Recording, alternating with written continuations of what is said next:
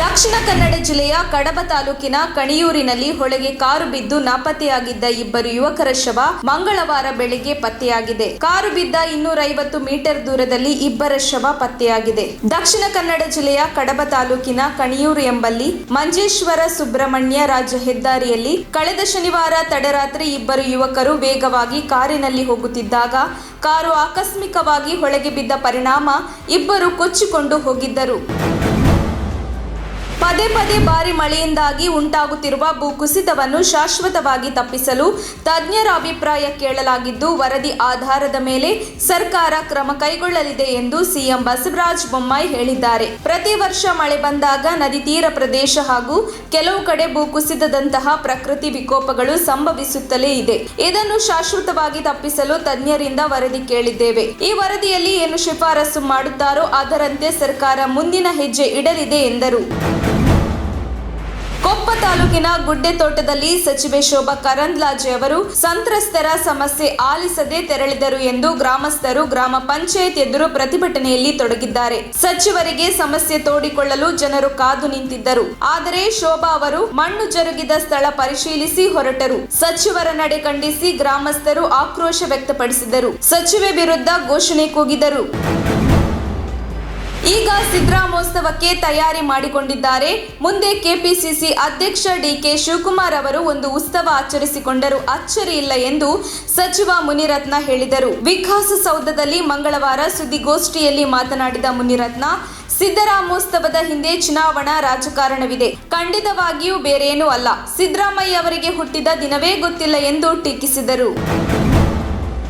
ಕನ್ನಡ ಚಿತ್ರರಂಗ hat trick hero ಅಭಿಮಾನಿಗಳ ಮೆಚ್ಚಿನ ಡಾಕ್ಟರ್ ಶಿವರಾಜ್ ಕುಮಾರ್ ಇಂದು 60ನೇ ವಸಂತಕ್ಕೆ ಕಾಲಿಟ್ಟಿದ್ದಾರೆ. ಕನ್ನಡ ಚಿತ್ರರಂಗದಲ್ಲಿ 35 ವರ್ಷ ಪೂರೈಸಿ ಸುಮಾರು 125ಕ್ಕೂ ಹೆಚ್ಚು ಚಿತ್ರಗಳಲ್ಲಿ ನಟಿಸಿರುವ ಶಿವಣ್ಣ ಎಂದಿಗೂ ಸಿನಿಪ್ರಿಯರ ನೆಚ್ಚಿನ ನಟ. ಇತ್ತೀಚೆಗೆ ಕಿರುತೆರೆಯ ಮೂಲಕವೂ ಶಿವಣ್ಣ ಅಭಿಮಾನಿಗಳಿಗೆ ಮತ್ತಷ್ಟು ಹತ್ತಿರವಾಗಿದ್ದಾರೆ. ಶಿವರಾಜ್ ಕುಮಾರ್ ಅವರ ಹುಟ್ಟುಹಬ್ಬಕ್ಕೆ ಹಲವಾರು ರಾಜಕೀಯ ನಾಯಕರು, ಚಿತ್ರರಂಗದ ಜೊತೆಗಾರರು, ಅಭಿಮಾನಿಗಳು ಶುಭ ಹಾರೈಸಿದ್ದಾರೆ. ಸಿಎಂ ಕುರ್ಚಿಗಾಗಿ ಈಗಾಗಲೇ ಡಿಕೆ ಶಿವಕುಮಾರ್ ಸಿದ್ದರಾಮಯ್ಯ ನಡುವೆ ಕಿತ್ತಾಟ ಶುರುವಾಗಿದೆ. ಕರ್ನಾಟಕದಲ್ಲಿಯೂ ಕಾಂಗ್ರೆಸ್ ಸರ್ವ ಪತನ ಕಾಣಲಿದೆ ಎಂದು ಮಾಜಿ ಸಿಎಂ ಜಗದೀಶ್ ಶೆಟ್ಟರ್ ಹೇಳಿದ್ದಾರೆ. ಸುದ್ದಿಗಾರರೊಂದಿಗೆ ಮಾತನಾಡಿದ ಅವರು, ಪ್ರಸ್ತುತ ದೇಶದಲ್ಲಿ ಕಾಂಗ್ರೆಸ್ ಕ್ಷೀಣಿಸುತ್ತಿದೆ. ದೇಶದ ಹಲವಾರು ರಾಜ್ಯಗಳಲ್ಲಿ ಕಾಂಗ್ರೆಸ್ ನಾಯಕರು ಪಕ್ಷವನ್ನು ತೊರೆದು ಬಿಜೆಪಿ ಸೇರುತ್ತಿದ್ದಾರೆ. ಸಂಪೂರ್ಣವಾಗಿ ಕಾಂಗ್ರೆಸ್ ಅಸ್ತಿತ್ವ ಕಳೆದುಕೊಳ್ಳುತ್ತಿದೆ. ಕಾಂಗ್ರೆಸ್ ನಾಯಕರ ಅಧಿಕಾರದ ಕನಸು ಯಾವತ್ತೂ ನನಸಾಗುವುದಿಲ್ಲ ಎಂದು ಟೀಕಿಸಿದರು. 2004ರಲ್ಲಿ ಕದ್ದು ಮೈನ್ಸ್ ಹೊಡೆದು ಅವರ 12 ಲಾರಿ ಹಾಗೂ ಹಿಟಾಚಿಯನ್ನು ಪೊಲೀಸರು ಸೀಸ್ ಮಾಡಿದ್ದರು. ಬರೀ ಚಡ್ಡಿಯಲ್ಲಿ ಸ್ಟೇಷನ್ನಲ್ಲಿ ಕೂರಿಸಿದ್ದರು.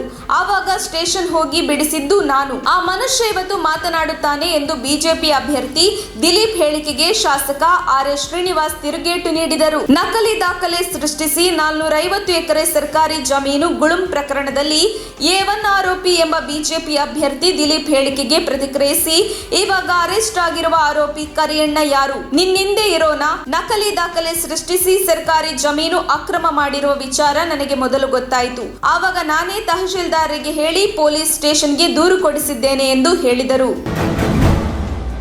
ಹಾಸ್ಟೆಲ್ ವಿದ್ಯಾಭ್ಯಾಸಕ್ಕೆ ಬೇಸತ್ತು ವಿದ್ಯಾರ್ಥಿ ಸಾವಿಗೆ ಶರಣಾಗಿರುವ ಘಟನೆ ತುಮಕೂರಿನ ಸದಾಶಿವನಗರದಲ್ಲಿ ನಡೆದಿದೆ. ಸದಾಶಿವನಗರದ ನಿವಾಸಿ ಮಂಜೇಶ್ ಪುತ್ರ 16 ವರ್ಷದ ಜಿಷ್ಣು ಸಾವಿಗೆ ಶರಣಾದ ವಿದ್ಯಾರ್ಥಿಯಾಗಿದ್ದಾನೆ. ಜಿಷ್ಣು ಹಾಸ್ಟೆಲ್ ವಿದ್ಯಾಭ್ಯಾಸಕ್ಕೆ ಬೇಸತ್ತು ನೇಣು ಬಿಗಿದುಕೊಂಡು ತಮ್ಮ ಮನೆಯಲ್ಲಿಯೇ ಸಾವಿಗೆ ಶರಣಾಗಿದ್ದಾನೆ. ಜಿಷ್ಣು ಶಿರಾನಗರದ ಪ್ರತಿಷ್ಠಿತ ಖಾಸಗಿ ಶಾಲೆಯಲ್ಲಿ ವಿದ್ಯಾಭ್ಯಾಸ ಮಾಡುತ್ತಿದ್ದ. ಸ್ಥಳಕ್ಕೆ ಪೊಲೀಸರು ಭೇಟಿ ನೀಡಿ ಪರಿಶೀಲನೆ ನಡೆಸಿದ್ದಾರೆ. ಈ ಸಂಬಂಧ ತಿಲಕ್ ಪಾರ್ಕ್ ಪೊಲೀಸ್ ಠಾಣೆಯಲ್ಲಿ ಪ್ರಕರಣ ದಾಖಲಾಗಿದೆ.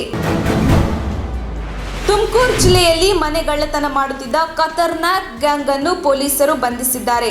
ರಾಜಸ್ಥಾನ ಮೂಲದ ಕಾಲು, ಶಂಕರ್, ಮುಕೇಶ್, ನಂದನ್ ಲಾಲ್, ಜಗದೀಶ್, ರಾಮದಾಸ್, ಸೀತಾ ಹಾಗೂ ಕಾಂತಾಬಾಯಿ ಬಂಧಿತ ಆರೋಪಿಗಳಾಗಿದ್ದಾರೆ. ರಸ್ತೆಯಲ್ಲಿ ಆಟಿಕೆ ಮಾರುವ ನೆಪದಲ್ಲಿ ಹಗಲು ನಗರದ ಉದ್ದಗಲಕ್ಕೂ ಸಂಚರಿಸುತ್ತಿದ್ದ ಆರೋಪಿಗಳು ಬೀಗ ಹಾಕಿರುವ ಮನೆಗಳನ್ನೇ ಟಾರ್ಗೆಟ್ ಮಾಡುತ್ತಿದ್ದರು. ಬಳಿಕ ರಾತ್ರಿ ವೇಳೆ ಬೀಗ ಮುರಿದು ಮನೆಗೆ ನುಗ್ಗಿ ಕನ್ನ ಹಾಕುತ್ತಿದ್ದರು ಎನ್ನಲಾಗಿದೆ. ಬಂಧಿತರಿಂದ 48 ಗ್ರಾಂ ಚಿನ್ನಾಭರಣ ಹಾಗೂ 3.5 ಕೆಜಿ ಬೆಳ್ಳಿ ವಸ್ತುಗಳನ್ನು ಪೊಲೀಸರು ವಶಕ್ಕೆ ಪಡೆದಿದ್ದಾರೆ. ದೆಹಲಿ ಮತ್ತು ಮುಂಬೈ ನಡುವೆ ವಿದ್ಯುತ್ ಹೆದ್ದಾರಿ ನಿರ್ಮಿಸಲು ಭಾರತ ಸರ್ಕಾರ ಯೋಜಿಸುತ್ತಿದೆ ಎಂದು ಕೇಂದ್ರ ಸಚಿವ ನಿತಿನ್ ಗಡ್ಕರಿ ಹೇಳಿದ್ದಾರೆ. ಹೈಡ್ರಾಲಿಕ್ ಟ್ರೇಲರ್ ಮಾಲೀಕರ ಸಂಘ ಆಯೋಜಿಸಿದ್ದ ಕಾರ್ಯಕ್ರಮವನ್ನು ಉದ್ದೇಶಿಸಿ ಮಾತನಾಡಿದ ನಿತಿನ್ ಗಡ್ಕರಿ, ವಿದ್ಯುತ್ ಹೆದ್ದಾರಿಯು ಸಾಮಾನ್ಯವಾಗಿ ಅದರ ಮೇಲೆ ಚಲಿಸುವ ವಾಹನಗಳಿಗೆ ಓವರ್ ಹೆಡ್ ವಿದ್ಯುತ್ ಮಾರ್ಗಗಳ ಮೂಲಕ ವಿದ್ಯುತ್ ಸರಬರಾಜು ಮಾಡುವ ರಸ್ತೆಯನ್ನು ಸೂಚಿಸುತ್ತದೆ. ಮಾಲಿನ್ಯವನ್ನು ಕಡಿಮೆ ಮಾಡಲು ಮತ್ತು ದಕ್ಷತೆಯನ್ನು ಹೆಚ್ಚಿಸಲು ವಿದ್ಯುತ್ ಹೆದ್ದಾರಿಗಳಲ್ಲಿ ಟ್ರಾಲಿ ಬಸ್ನಂತೆಯೇ ಟ್ರಾಲಿ ಟ್ರಕ್ಗಳನ್ನು ಓಡಿಸಲು ಗುರಿಯನ್ನು ಹೊಂದಲಾಗಿದೆ ಎಂದರು.